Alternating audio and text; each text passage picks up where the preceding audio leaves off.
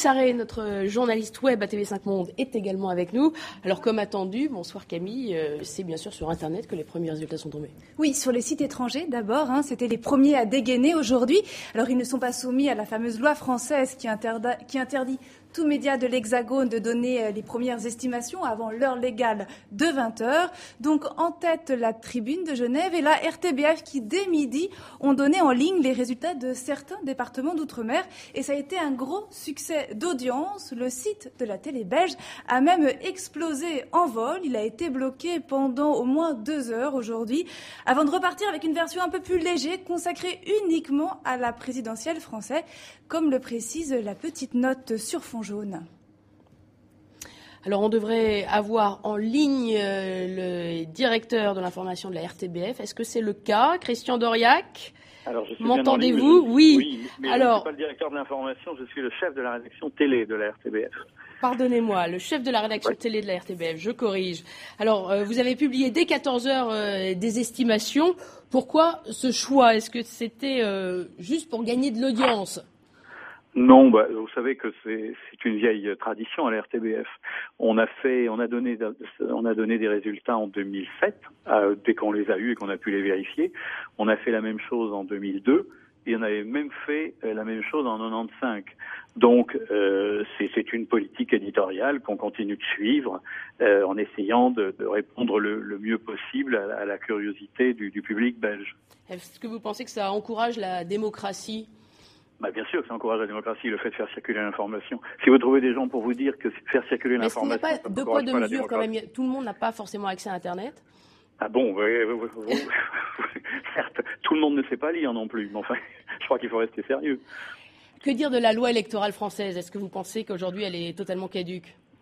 Nous, c'est pas notre affaire. Notre problème, ça consiste on est un service public, comme vous l'êtes vous à l'international, et c'est une équipe de journalistes, la RTBF, dont l'objectif est d'informer le mieux possible le public belge francophone, qui se trouve se passionner pour l'élection présidentielle française. Donc, on fait notre travail de journaliste en collectant de l'information, en la triant, en la validant, en la certifiant, et ensuite en la donnant à partir du moment où on la connaît et on sait qu'elle est solide. C'est ce qu'on a fait pour les élections dans les territoires d'outre-mer. J'imagine aussi que vos scores d'audience étaient très élevés. Quelques chiffres? Non, pas particulièrement, parce que le public belge en télévision, on travaille d'abord en télévision. Sur le site web, effectivement, il y a eu du monde, mais c'était comparable à ce qui s'était passé il y a 5 ans. Alors c'est vrai que on a, comme beaucoup de sites internationaux qui ne sont pas situés en France, on a eu un afflux important de téléspectateurs et d'internautes français. Donc effectivement, comme vous le disiez tout à l'heure, on a dû prendre un certain nombre de mesures pour que tout le monde puisse accéder au site. Mais c'est une affaire qui avait été prévue, qui a été très bien gérée par nos informaticiens. Merci beaucoup, Christian Doriac de la RTBF. Une petite précision quand même, le parquet de Paris a annoncé tout à l'heure avoir ouvert une enquête sur la publication d'estimation de résultats de cette présidentielle avant l'heure légale de 20h. L'enquête vise notamment l'AFP, 2 médias belges, justement, un média suisse, un site internet basé en Nouvelle-Zélande et un journaliste belge qui aurait envoyé des estimations par tweet. Alors les tweets, justement, c'est surtout sur Twitter que les internautes ont joué un petit peu avec cette loi électorale, Camille. Oui, avec beaucoup d'ironie et d'humour. Alors tout est parti d'un fameux mot-clé, Radio Londres, créé par une poignée d'internautes il y a quelques jours en référence au message codé des résistants sur la BBC au moment de la Seconde Guerre mondiale. Alors en langage geek, ça veut dire, on parle souvent de hashtag, ce qui permet en fait de faire remonter des tweets sur une même thématique. Alors voilà ce que ça a donné, des messages très imaginatifs, bourrés d'humour. Impossible de voter pour Flamby, je répète, impossible de voter pour Flamby. Flamby étant le surnom donné à François Hollande en référence à ce petit flan.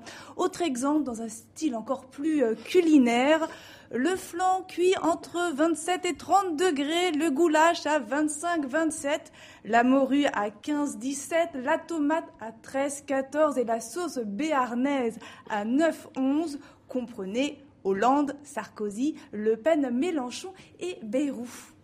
Notre site, en tout cas, sur TV5 a très bien marché. Notre live blog, notamment, puisque depuis ce matin à 8h, les internautes ont afflué pour suivre la journée électorale. Plus de 40 000 visiteurs ce soir. Alors, une dernière question à l'heure des nouveaux médias. Peut-on dire que les règles aujourd'hui en vigueur, on parlait de la loi électorale, mais peut-être aussi les règles du CSA, sont-elles toujours aussi pertinentes aujourd'hui? N'est-on pas à l'aube d'une nouvelle ère?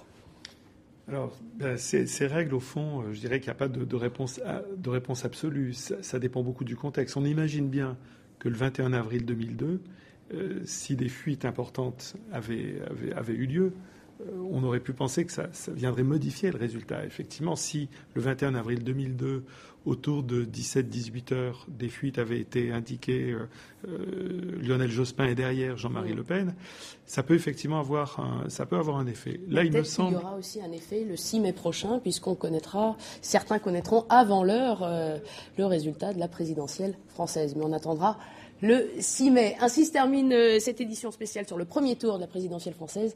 Restez avec nous sur TV5 Monde.